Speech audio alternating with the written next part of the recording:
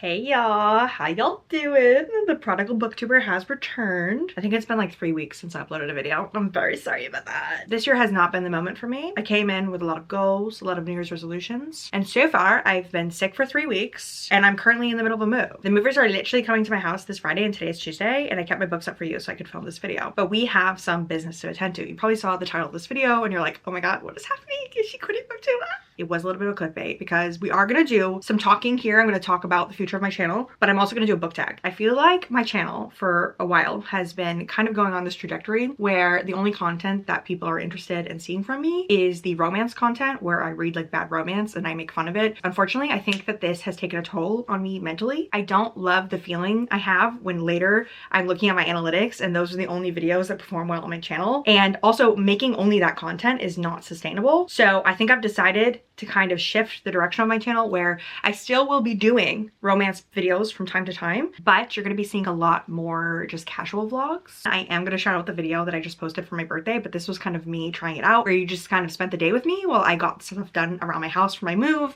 And then I also like played a video game and I just like read a sad book on my birthday. Like I want a lot more like casual content, maybe more like sit down stuff with this, like we're about to do a book tag. And then also just like kind of getting back to my roots of booktube of like not everything has to be like this big production, you know, like I've done a lot of like themed vlogs and other things and I'm just kind of feeling burnt out. And I didn't really like, it's not that I didn't like my content last year because when I would put stuff out I liked it, but I was just feeling really discouraged. And I know that makes no sense because when you're having a lot of success you would think like, oh my god, everyone loves me, but I felt like people only liked one facet of me and that made me really sad because I like all the content that I make and I feel very passionate about everything equally. And so I want to create an audience that also is willing to watch me just do regular reading vlogs. So I think for a while that's kind of what I'm really going to be pushing. And so I know that my views are probably going to be low this year. Like the video that I just posted is pretty low. If you're not a YouTuber, you might not know this, but in the creator studio, like when you can look at your analytics, it always tells you the top 10 of your most recent uploads, like what they're ranking. And that video has been very firmly in the number 10 spot. I just want to put more energy and more effort into more casual,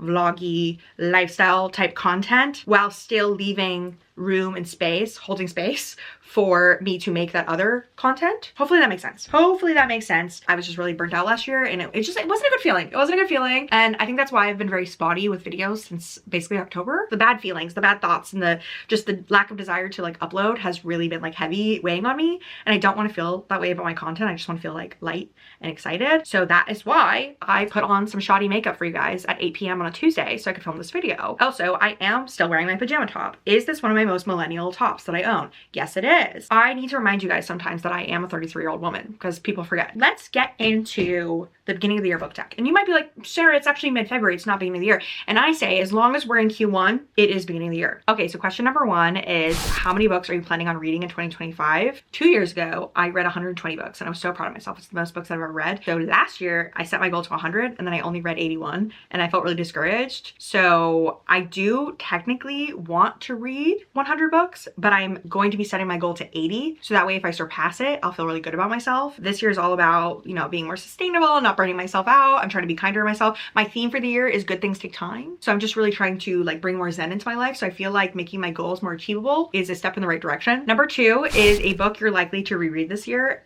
And I actually want to reread all of the Emily Henry books. I have this vision of doing a series where I recap every single book. I know it's very funny and fun when I recap books I don't like, but I also feel like it'd be fun to recap that it's something I like really love. Also just like see if I still like the Emily Henry books. I don't know, this is a work in progress idea. If you're another booktuber watching this, like please don't steal my idea, but if you want to, it's actually not that original. Actually, this has probably been done before actually now that I'm saying it out loud. Number 3 is a priority read on your 2025 TBR. And for this, I have The Spell Shop, which is a cozy fantasy that everybody's been talking about. It looks very, very cute. I actually had an IRL friend recommend it to me as well through a text. They were like, oh my god, you have to read that. And I was like, that's on my TBR. So I'm very excited to pick that up this year. I will say though, for some reason, the cover looks like it was made with AI to me. Does anyone else feel like that? Like every time I look at it, I really zoom in and I'm like, is that a paint, like a digital painting that someone did on like their iPad? It just looks like AI to me. Also, I hate the font. Number 4 is something new you want to read, new genres or tropes. I'm gonna try something really unique this year, really novel, just something that I've never done before, and that is to read books that I like. That's another thing I didn't really hit on when I was like giving my little spiel in the beginning. I didn't really plan what I was gonna say. The point that I'm trying to get to is that part of why I want to do more casual vlogs and like just follow my joy is that I want to have have more favorite books. I feel like last year I kind of struggled to come up with the top 10. It wasn't that I didn't read books that I liked, but it was hard to be like, which books like made me be like, oh my god, I love reading. I love reading so much. And I just want to like find the passion for reading again. Like I want to just like be a little fangirl again. I want more of that. I want more of that. I want more favorite books. I want to fill my shelves with more things that I love. I'm moving. Like I said, I keep mentioning that I'm moving. I'm actually gonna have way more bookshelves in my new place. There's gonna be a couple of spaces that I have shelves. So I'll have these two as well as some other ones in my bedroom. I don't have enough books to fill them, which obviously I'm not gonna rush to fill them because that would be weird. I don't like to really like haul a ton of books that I haven't read, but I would love to like really work on like accumulating more books that I love and enjoy. Okay, also I realized that I accidentally said the last question as number 4 when it was actually number 5. So number 4 was actually an author you won't be reading more books from this year. My answer to this is Riley Sager. My time with Riley Sager has come to an end. I don't think that man is for me. Me and Todd, we are breaking up. If you catch me reading a Riley Sager book, just know it was for a video. There was some sort of concept I was doing and I was forcing myself to read it because as of me following my joy right now, Riley Sager is not a part of the joy that I am seeking in 2025. Question number 6 is a popular book you want to read, and my answer to this is the Mistborn series by Brandon Sanderson. I have read 3 Brandon Sanderson books. I've read 3 of his standalones. I read Trust the Leader Won't See, Yumi and the Night Painter, and Warbreaker. I did not like Warbreaker or Yumi and the Night Painter, but I really like Trust the Leader Won't See. And I know that people love Mistborn. I feel like Mistborn would be a really good entry into the Cosmere. I guess technically Trust of the Emerald Sea and Yumi and the Night Painter were like a part of the Cosmere, but they were like, you know, they were like standalone secret projects. I want to like actually enter the Cosmere. So, well, I guess the Warbreaker was part of the damn, every fucking book is part of the Cosmere. I don't know what the fuck I'm talking about. You know what really sold me is Riley like read Mistborn last year. She read the first book and she said that there's like Regency balls in it. Like there's magic with like the weird like metals and whatever the fuck, but then there's also balls. Like they're going to balls and there's a romance. And I was like, why is nobody leading with that? Because if you led with the fact that there was a Regency ball, I'd be so down. I would be into that. Okay, number 7 is most anticipated 2025 book release. I have to give this to Silverborn by Jessica Townsend. I think this is finally the year that we are going to get the 4th Nevermore book. This is a middle grade series that is one of my favorite series of all time. I don't read much middle grade, but this is one that I stand by through and through. I think this is the kind of series that's for anyone of any age. It's just, it's so good. And we have been waiting for the 4th book for so long. It's basically about a girl who ends up going to like this magical world called Nevermore, and she has to take all these trials to be able to stay there. And then she discovers that she has like powers, and there's a lot of like found family elements, and it's so cute. And there's like talking animals, lots of magic and whimsy. And I love that there's also like a villain in it that is kind of like morally gray, but also kind of scary. Like I remember when I read the first book, I was genuinely kind of like, I'm a little scary now when there was like a showdown with the bad guy. I really loved where the series like has like left off. I do need to reread the books before the 4th one comes out, but I do think it's finally coming out. Like it's been many years. It keeps getting pushed with the publication date, but they finally did a cover release last year. So I think that means that it's coming out. Number 8 is a bookish goal for 2025, and not to be repetitive again, but one of my goals is to do more casual reading vlogs. I really want to have times when, you know, maybe I'm feeling more laid back and I just want to read something for fun. So maybe I just like pick up the camera and I'm like, what are we doing this week? And I just like show you what I'm doing and, you know, do a little lifestyle moment. If you're interested in seeing that type of content from me, and again, you missed my vlog that I last posted, I will link it down below. Number 9 is a book on your TBR that you probably won't ever read. And I cannot lie, Mistborn could be the answer to this. I know I just went on and on about how much I want to read it, but Mistborn has been on my TBR honestly since like 2018. So it's quite possible that I might not read it this year. I'm gonna try because I have some patrons that like love it and they keep telling me to read it. And I just read The Will of the Many by James Islington like at the end of last year, and I loved it. It was like one of my favorite books that I read last year, and it made me be like, damn, I need to read more like serious high fantasy. The thing about adult fantasy is that when you don't read it that often, because I do like it, but I read it like so like sporadically throughout the year, that every time I read it, my brain is like, whoa, this is a lot of information. This is a lot of information. It's kind of like in Charlie Brown when the adults are like speaking, it's like, and I'm like, what the fuck is going on? So I want to read more long books this year. I just want to read more quality over quantity, which is why I reduced my reading goal to 80 books instead of 100. Honestly, I just did that because I don't want to feel bad when Goodreads tells me I'm behind on my reading goal. Number 10 is a series you want to read this year. Obviously, I've already said Mistborn, but another one is I need to finish the Ryuri Revelations. Ryuri Revelation? That is the one where the first book is Theft of Swords. I think that's by Michael J. Sullivan. That is a series that I started in 2022, and I've read the first 2 books, but for some reason I haven't read the 3rd.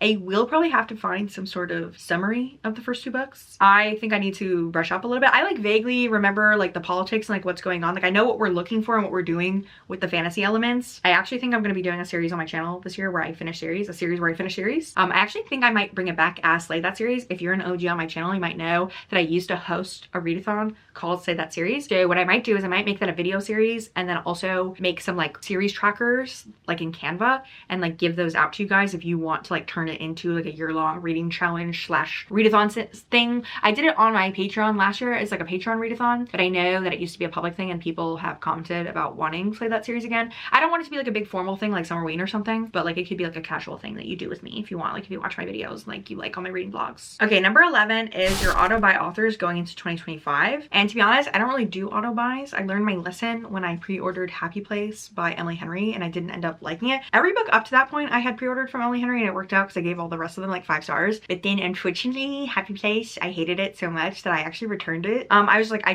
cannot have this on my shelf. That hot pink ass book, I could not have it on my shelf. Okay, question number 12 is a book to show adaptation you're excited about this year. I don't know if I know any adaptations coming out. Let me know in the comments if you know of any book series or books that are being converted. I will bring up a book that I love that I know already is a show that I really want to watch, and that's Pachinko. Apple TV did a like a mini series like a couple of years ago, and I've been meaning to always watch it, so I might go back and watch that eventually. That would be kind of exciting because it's also been a few years since I read the book, so I think experiencing it through a television show would be nice. Number 13 is a sequel you're anticipating, and I am very much anticipating the last Emily Wilde book as well as the sequel to Book of Night by Holly Black. I don't care what all you naysayers say about Book of Night. It's one of my favorite books. I loved it so much and I can't wait for the sequel. I'm so sad though because I think Holly Black originally intended the series to be like much longer, but everybody was being a hater, so now I think it's only going to be a duology. But that book comes out this year, and then also we're getting the final Emily Wilde book, which I'm also very sad about that because I feel like the Emily Wilde series could be like 10 books. Number 14 is bookish things you're leaving in 2024, and that's going to have to be finishing books I don't care about. I feel like I have been getting better and better at DNFing, but I just need you guys to know that my DNF game is going to be up here. It's going to be way up here. Like I'm going to be on the ESPN charts as top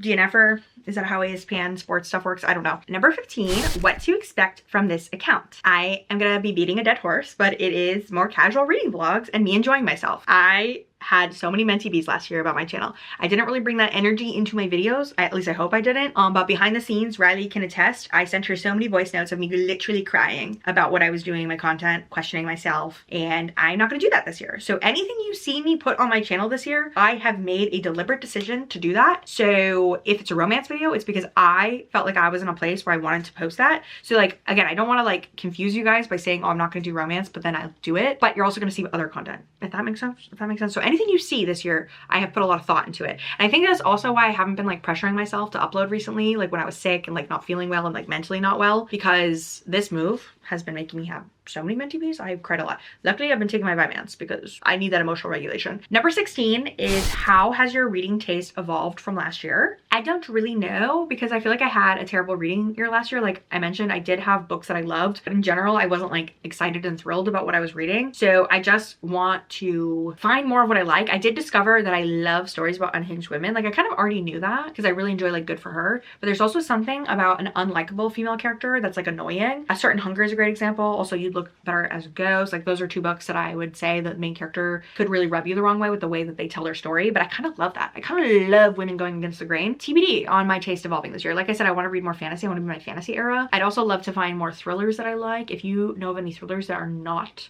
domestic thrillers, please let me know down below. All right, number 17 is booktube creators who inspire you. And of course, I have to talk about my girl, Riley Marie. Riley is my IRL real life bestie. Love her so much. I literally talk to her every single day. I know this is kind of cheesy to say, but even before we got really close, because we've always been friends. I have known Riley since 2015 when I first started my channel, and we were always like pretty friendly. Like we were like pretty good friends, but we ran in like different like friend groups originally on BookTube. And it wasn't until I came back to BookTube in like 2022 and started like posting again full force that for some reason we got really close again. We started talking every day and we always send each other voice notes. Like I will literally show you a preview of what our texts look like. Literally just us doing voice notes. Like we actually can't find messages from each other because of how many voice notes we do. But anyway, so I say this all to say that this is gonna sound really cheesy. Like when I wasn't really posting on my channel a ton, like between 2019 to 2021, I was like always watching her reading vlogs and always very inspired by her. There's not a single thing I do on my channel, like concept or thumbnail or whatever, that isn't first run by Riley. Like I always send her my videos in advance for her to watch them and tell me if they're good. And I just really appreciate her input, and I love the way that she makes videos. I think her reading vlogs are genuinely some of the best. Like I think her pacing and the way that she does things is she's so funny without trying. And then also I just love the way she edits, and everything about her content is beautiful. And I'm not just saying that because she's my best friend. I genuinely do like love her content. And even if we weren't friends, I would watch her. Another person that I recently discovered is Heather McLary. She is so funny. All of her videos make you feel like you're on a FaceTime call with her. And I feel like that is kind of an energy that I want to move towards in my content. She does a lot of very casual reading vlogs. She's kind of been like a catalyst and like an inspiration to me for those types of videos where she literally will just turn on the camera on a random Sunday and be like, oh, this is what I'm reading today. It also feels like she doesn't take herself too seriously, and she doesn't like pressure herself to be like a certain type of booktuber. It just feels like she like reads in the moment, and I love her B-roll. I really like her channel. And then the final two creators that I want to bring up are actually not booktubers, but I just love the way that they make vlogs. And the first one is Cozy K. If you have never seen Kennedy's channel, you need to check it out. Her vlogs are so cute and so fun.